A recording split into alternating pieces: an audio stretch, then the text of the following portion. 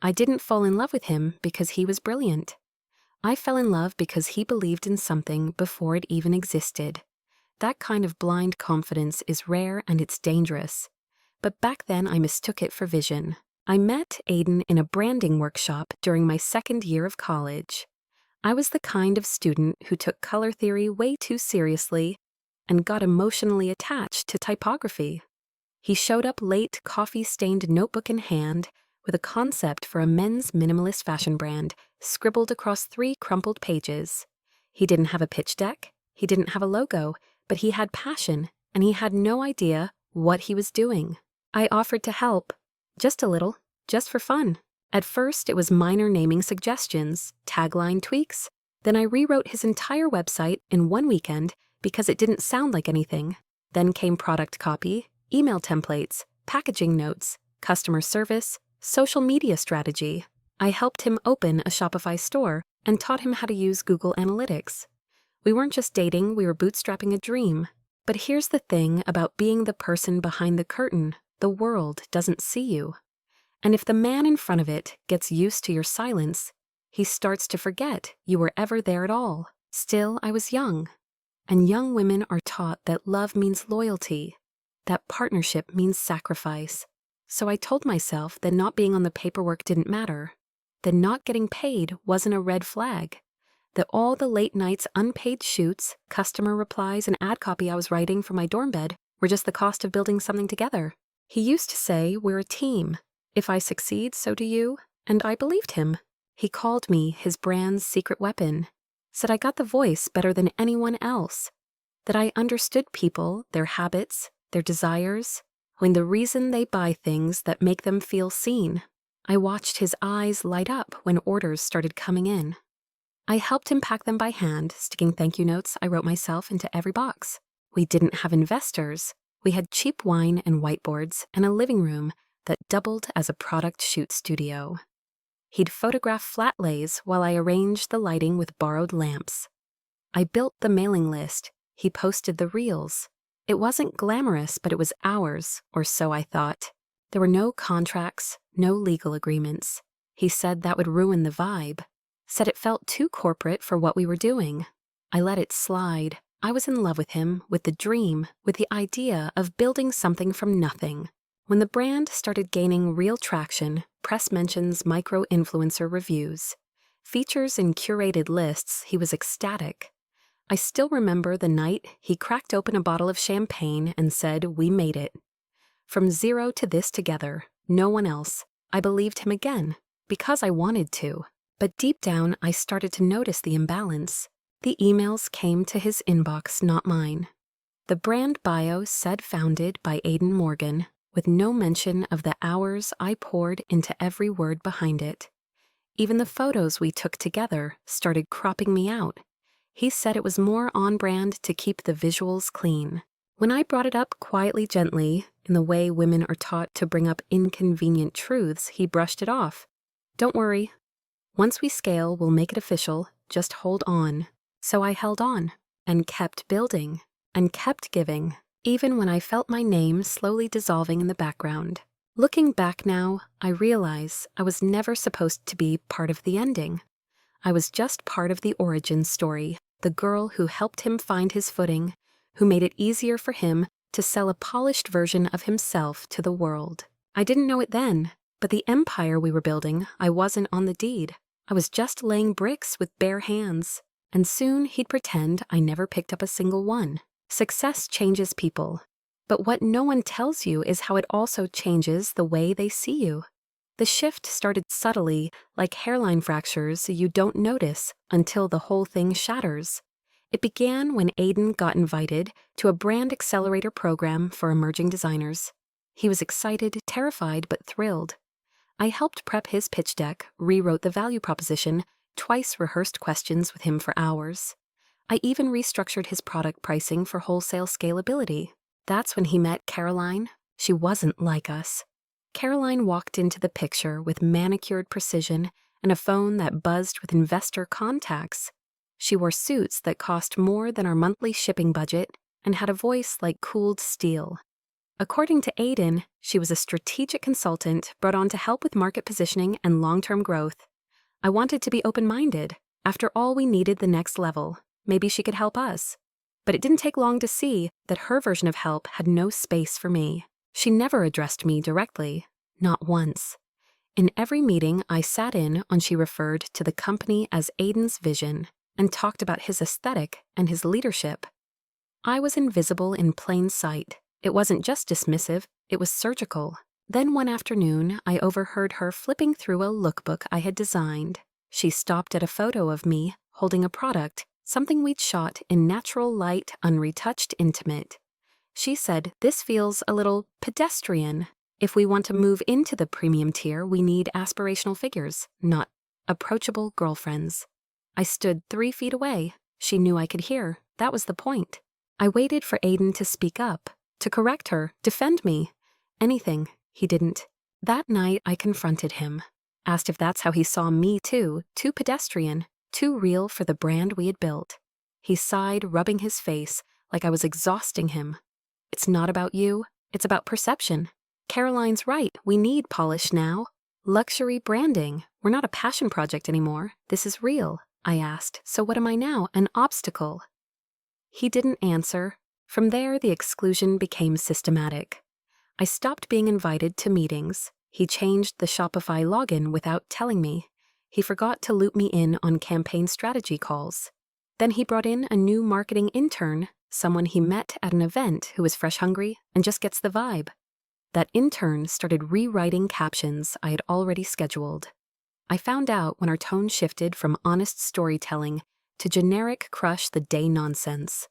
I was being erased one polite omission at a time. Still, the worst came when I stumbled upon a filing document on his desk. I wasn't looking for it, just grabbing an envelope, but there it was, business registration papers. Founder Aiden Morgan, sole proprietor. I read it twice, then a third time.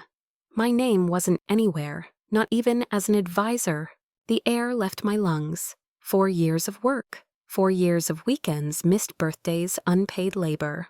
All of it, technically his. That night, I asked him straight out, "When were you going to tell me you registered the company without me?" His face didn't change, not even a flicker of guilt. He said I had to keep things clean for investors. "You were part of the early phase, but now, we need structure. I'm protecting what we've built. He still used that word like it meant something. I told him, "This isn't structure, this is theft." He shrugged. "You're being emotional. You were never officially a partner. We never signed anything. Don't make this ugly." Ugly, as if I was the mess, as if I hadn't built half the brand out of sheer sweat and heart, while he pitched on panels and shook hands with people who only saw his face. Then came the final blow. He offered me a job, not a partnership, not a title, a job. Operations assistant, he called it. Flexible hours, modest pay. Something stable, he said. Something behind the scenes, where you're comfortable. I don't remember walking out. I just remember the sound of my keys hitting the sidewalk, and the way the city looked blurry through the tears I refused to let fall. He didn't chase after me. He didn't call the next day. He didn't say thank you. I was disposable. But the thing is, when you've poured your soul into something piece by piece, you know it. You feel its structure in your bones. He might have filed the paperwork, but I had the blueprint, and I wasn't going to let him profit from my silence. There's something humiliating about packing up pieces of a life you built with your bare hands and walking away with nothing. No equity, no acknowledgement, no apology, not even a goodbye. I didn't slam the door when I left. I didn't scream. I didn't post a cryptic caption or burn any branded sweatshirts. That kind of fire dies quickly. I needed something colder. At first, I crashed hard. For days, I stayed in bed, staring at my ceiling like it owed me answers. My inbox was still filled with brand emails I'd set up, automated and managed. Customers I'd helped build trust with, photos I'd styled, messages I'd written, all still flowing just without me. My parents were confused. My friends were sympathetic, but blunt. "You worked how many years for free? You didn't sign anything. Why would you let him get away with that?" I didn't have answers, just shame. But after the shame came something else, something quieter, clarity. Because even though I had nothing on paper, I had something far more powerful. I knew everything. Not in the vindictive way. No, I didn't know his secrets or passwords or private messages. I didn't want them. I knew the system, the rhythm, the architecture. I knew what time our audience opened emails. I knew which influencers converted and which ones inflated their numbers. I knew what colors triggered sales spikes in spring. I knew what discounting strategy worked and what would destroy perceived value. I knew the voice that customers responded to because that voice was mine. He took the credit, but I carried the code. And once I understood that, the next step became clear. I wasn't going to fight him. I was going to build something new, for myself, with the same blueprint, but this time with my name carved into every single brick. I moved back into my tiny studio apartment, took a freelance gig doing email copy for a jewelry startup just to keep the lights on. And in the late hours when the world got quiet, I started sketching the bones of something new. It didn't even have a name at first. It was just a feeling, something calmer, more honest, less obsessed with perfection, and more grounded in truth. A brand for women who weren't interested in pretending anymore. I went back to basics, created mood boards on Canva, dusted off my old DSLR camera, set up a shipping station out of recycled boxes and a kitchen table. No outside funding, no consultants, no fake aesthetic, just me. And this time, I wasn't going to build fast, I was going to build right. I read every article I could find on IP law, took late-night webinars on trademarking, filed for an LLC in my own name, trademarked the name I finally chose. For the brand short, clean, bold. I made sure every product name, every phrase, every label was mine, legally, irrevocably mine. Aiden had Caroline. He had investors, an intern army, and a production team. But I had something better. I had freedom, I had voice, and I had nothing left to lose. I set up shop on Etsy, just one product line to start, limited stock, no fluff. It wasn't flashy, but it was clean, real. The copy was honest. The packaging was simple, no false promises.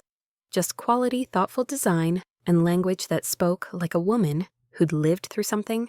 And people noticed. The first few orders were small. Then came the reviews, then the reposts. They didn't know my story. They didn't need to. All they felt was something authentic, something that couldn't be manufactured in a boardroom. But the real shift came when old customers from Aiden's brand started finding me. Not because I told them, but because they recognized the feeling, the tone, the writing. I got messages like, "This reminds me of that other brand, but this feels more real. Your words got me through last year. I thought I'd lost that." I didn't answer, not directly. I didn't need to. The product spoke, the voice carried. And for the first time in years, I felt ownership, not just of a business, but of myself. I wasn't starting over.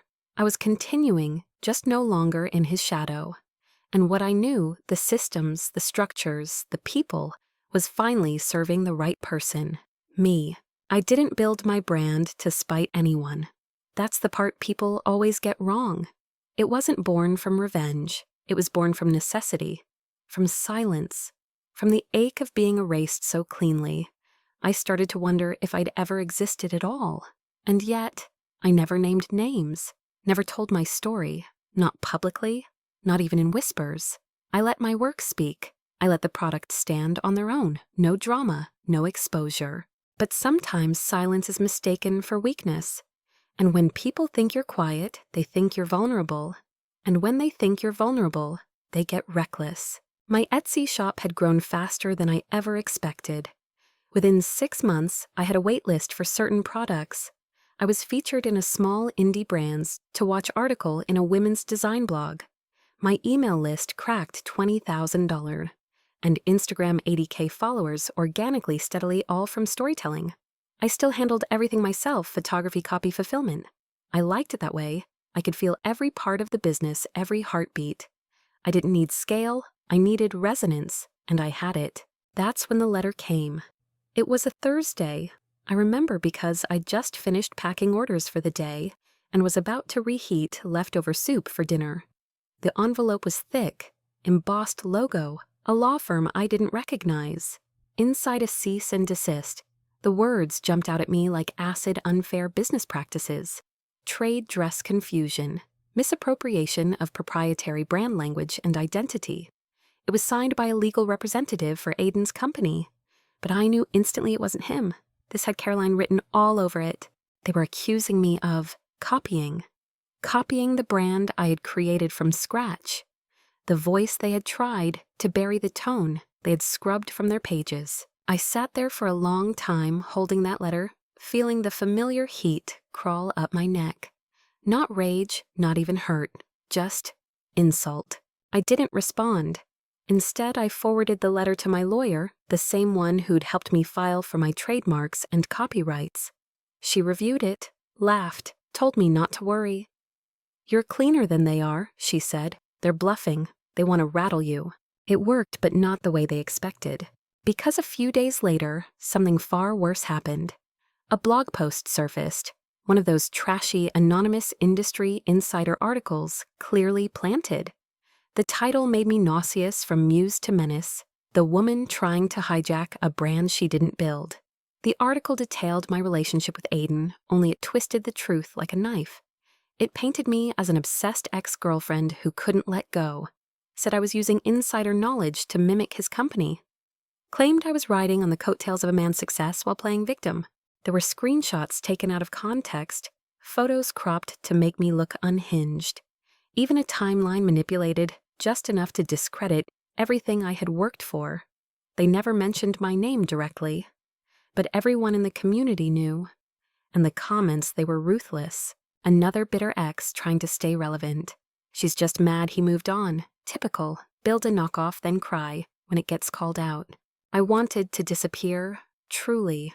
For the first time in a long while, I considered shutting everything down, taking the website offline, logging off, letting them win. But then something strange happened. My DMs started filling up, not with hate, but with support. Women from all over. Some I knew, most I didn't. Some had followed Aiden's brand for years. Some had just found mine. "I don't know the whole story, but your work speaks for itself. That article is trash. Your brand has heart. That one doesn't. Whatever they're trying to do, it's not working. I'm here for you." And that's when I realized something critical. They had made a mistake. By attacking me, they drew attention to me. And when people came to investigate, they didn't find scandal. They found sincerity, craftsmanship, a voice that felt real. They'd tried to turn the narrative into a courtroom, but all they did was shine a spotlight on the difference between manufactured gloss and lived truth. I still didn't respond publicly. I didn't post a rebuttal. I didn't mention the article. I launched a new product line instead, with a tagline that said everything I needed to say, built from the ground, backed by no one but myself. It sold out in 12 hours. Let them talk. Let them tweet. Let them wonder. I wasn't here to play their game. I was here to rewrite the rules. And I was just getting started. They tried to humiliate me, publicly, legally, and quietly expected me to crawl back into silence. What they didn't expect was paperwork. You see, I may have walked away from Aiden's brand with nothing, no title, no ownership, no stake. But what I took with me was much more dangerous. I took my words, my systems, my voice, and long before they sent that cease and desist, I'd already protected them. 6 months after leaving Aiden, when I first started sketching my own brand, I didn't just register an LLC. I met with a friend from college, now a sharp, no-nonsense intellectual property lawyer, who asked me one simple question. "Do you want to make something, or do you want to own it?" I told her both. So we documented everything, every old Google Doc I created while working on Aiden's brand, every product name I coined, every email sequence I wrote, every campaign slogan, voice guide CTA formula, the original naming conventions, collection themes, and seasonal drop structure. Most of those things, they were still being used by Aiden's company. Without credit, without shame, because they assumed I'd never fight back. They thought I was still that girl, quiet, compliant, invisible. But that girl had evolved. The cease and desist letter was the last straw. Not because it scared me, but because it gave me the perfect opening. My lawyer drafted a formal reply.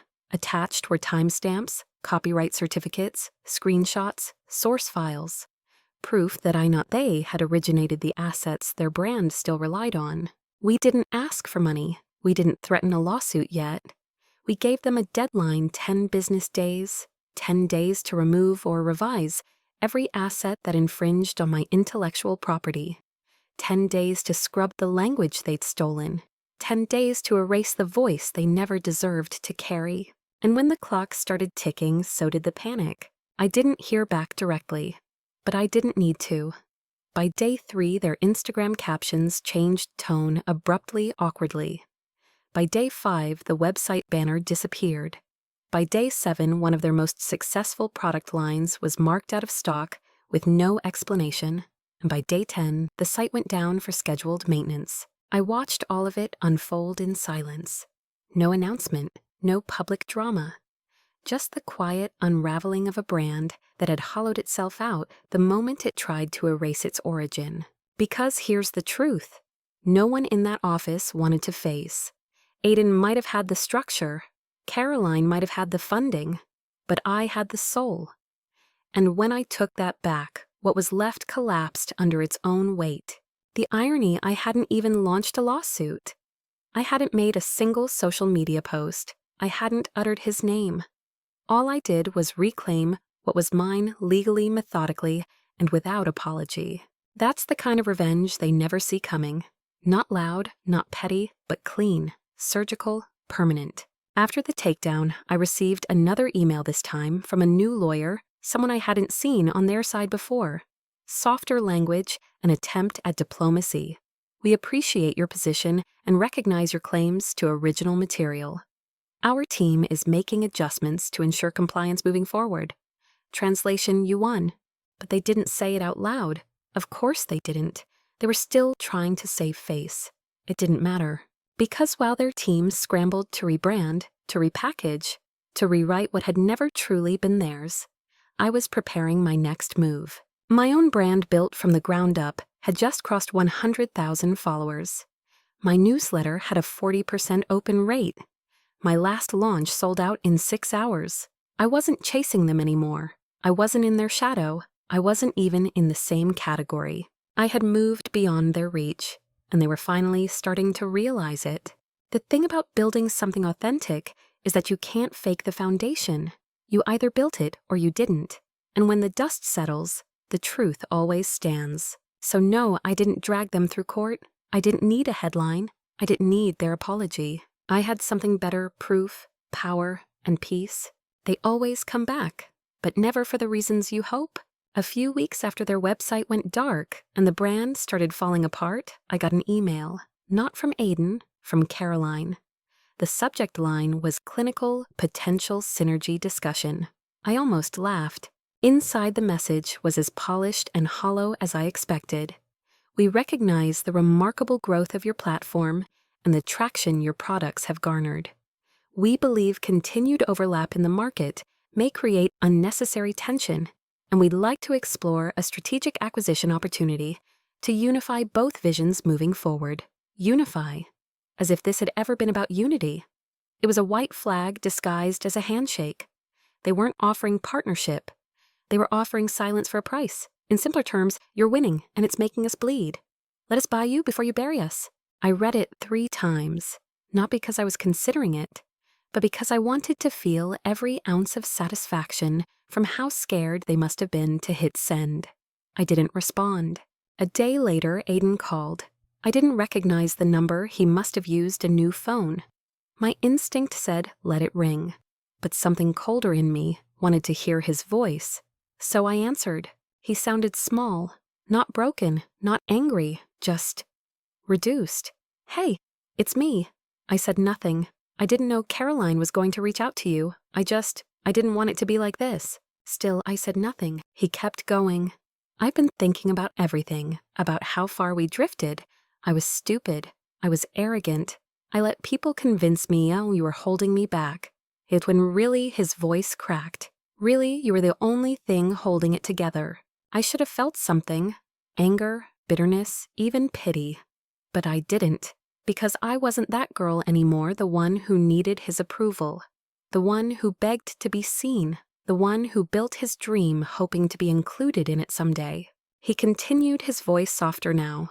Maybe we could talk, not as business partners, not even as whatever we used to be, just as two people who built something real. Maybe there's a way forward. We could build something new, together. This time with your name on it. That last part almost made me laugh. This time, he was saying all the right words too late. Offering equity after the empire was already burning. Promising recognition when I no longer needed it. Reaching for together now that I'd already done it alone. I took a breath, then I said calm and clear, you don't miss me. You miss control. He went quiet. You don't want me back. You want your narrative back. You want your investors to stop asking why your numbers are tanking. You want to point at me and say, see, it was mutual. But it wasn't. A long silence on the other end. Then, you're right. And that was the moment I knew the game had ended. Not with a bang, not with revenge, but with a reckoning. He didn't beg. He didn't argue. He just whispered, I'm sorry. I didn't say I forgive you, because I didn't, and he didn't earn it. I hung up, not out of anger, out of finality. This wasn't a war anymore. It was a closed chapter. The next day, I sent a short response to Caroline's acquisition offer. Just one line. Thank you for your interest. I'm not for sale. No explanation, no elaboration, just a boundary one they'd never seen from me before. And when the response didn't come, I knew they understood. I wasn't bluffing. I wasn't afraid. I wasn't coming back. The funny thing about power is that it doesn't always look like domination. Sometimes it's silence. Sometimes it's a quiet refusal. Sometimes it's a woman who doesn't need to prove anything anymore, because she already did, on her own, and no one gets to take that from her. I didn't expect to hear from Caroline again, not after I turned down the buyout, not after Aiden's call ended in silence. But life has a way of circling back, especially when you build something strong enough to stand on its own. It started with a LinkedIn message from a consulting agency I'd never worked with. Polite, vague, curious. We're assembling a panel of female founders for an upcoming executive mentorship series. Your name came highly recommended. I didn't think much of it. I almost declined. I had enough on my plate running a company solo, but something about the tone felt different, less corporate, more intentional. So I said yes. 2 weeks later, I walked into a high-rise downtown, wearing the same black blazer I used to wear when I worked unpaid in Aiden's apartment. But this time, it wasn't for a pitch. I wasn't there to ask for permission. I was the one being brought in to lead. The event was a private roundtable, 8 female entrepreneurs, a few investors, and representatives from a few well-known funds. No cameras, no press, just real conversations about brand ethics, storytelling, and female-led growth. I spoke last, not because I asked to, but because someone in the room insisted. I was mid-sentence discussing how emotional credibility was the new currency in branding when the glass door behind me opened, and there she was, Caroline. Her posture was exactly the same, flawless, cold, that perfectly calculated stillness she always used when she wanted to appear in control. But something in her eyes had shifted, recognition, maybe even regret. She didn't interrupt. She sat down silently, listening like everyone else, like she had never tried to erase me, like she hadn't sent lawyers and PR bullets months earlier. When I finished, there was a pause, then applause, quiet but firm. The moderator turned to Caroline and said, I believe your fund had interest in bringing on ethical branding consultants. Perhaps you have a question for our speaker. Caroline smiled, tight-lipped. Yes, I do. Would you be open to consulting for select portfolio brands we're restructuring? A few have struggled with authentic voice development. It was a masterclass in avoidance. She didn't mention Aiden, or the article, or the takedown. But I saw the cracks behind her eyes. They didn't just lose their edge, they lost their storyteller, and now they needed a new one. Me. I let a few seconds hang in the air, long enough for the room to feel the shift. Then I smiled. I'm open to discussing advisory roles provided brand integrity is at the center of the restructure. I saw it in her face, that flicker of defeat masked as diplomacy. She nodded. Of course, that's what we're looking for. It wasn't just poetic justice, it was surgical, precise, because she had no idea I'd be there. She walked into the room thinking she'd still be the most powerful woman at the table, and instead, she had to ask me for help. Later, after the session ended, I was gathering my things when she approached. Your growth has been impressive, she said. I looked at her straight on. No NDAs this time. She blinked. I continued, soft but sharp. Because if I'm going to teach your brands how to stop insulting their customers' intelligence, I need to be allowed to speak freely. A pause, then a short laugh, tight, almost bitter. You've changed. No, I said. You just never bothered to look closely the first time. She didn't argue. She handed me her card. Not because she had leverage, but because I did. And that's the thing about power. It doesn't scream. It doesn't fight. It waits. It holds its ground. It builds in silence until the room shifts and everyone feels it. I never wanted her approval. I wanted the space to build what she told me I never could. And now she was walking into rooms where I was the one holding the pen. She used to ask, who's your voice for? Now she knew it was for the women who got overlooked, for the builders behind the face, for the foundation behind the facade, for the ones who were never supposed to win but did anyway. Sometimes people ask if I ever confronted Aiden again, if I ever showed him the numbers, the press, the waiting lists, if I ever screenshotted the emails from investors who now wanted me, if I ever walked into one of his events just to watch him squirm. The answer is no, I didn't need to. Because here's the thing, no one tells you about revenge. It loses power the moment you center it around someone else. I didn't rebuild for him. I didn't rebuild to prove a point. I rebuilt because I refused to live the rest of my life as a footnote in someone else's origin story.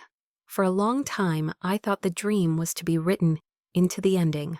Now I know the real dream is to own the pen. I didn't burn bridges. I built my own damn island. And then I stopped looking back. It's funny, though, how silence unsettles people more than shouting ever could. Every once in a while, someone from Aiden's old team likes a post of mine. Quietly, no comment, no message, just a small acknowledgement from the sidelines. I see them. I don't need their applause. My team now, mostly women. Mostly people who've also been told they weren't enough of something. Too quiet, too bold, too plain, too much. We work differently. No glorified hustle, no smoke and mirrors. Just clarity, boundaries, ownership. My name is on everything. My voice is no longer borrowed, and I don't apologize for taking up space. Not long ago, I walked past a pop-up event downtown, Aiden's brand, or what was left of it. The display looked different now, flashier, emptier. The storytelling was gone, the soul too. He wasn't there. I didn't go in. But I stood across the street for a moment watching. And I didn't feel triumphant. I felt free. Because this wasn't about his downfall. It never was. He didn't need to lose for me to win. He just had to let go so I could find my own name in my own time. And I did.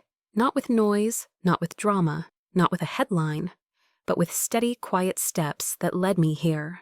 And now sometimes I get emails from women I've never met. You made me feel seen. I thought I was the only one. Thank you for saying what I never had the words for. Those messages mean more than any follower count, more than any legal win, more than any check someone once waved to try to buy my silence. Because I know what it's like to be overlooked, to be used then discarded, to have your value only acknowledged when someone else is struggling to replace you. I lived that story, but I don't live in it anymore. Now I write new ones. And if there's one thing I've learned, one truth I will never let go of, it's this. You don't have to shout to reclaim your power. You just have to stop whispering to survive. I don't need them to remember me.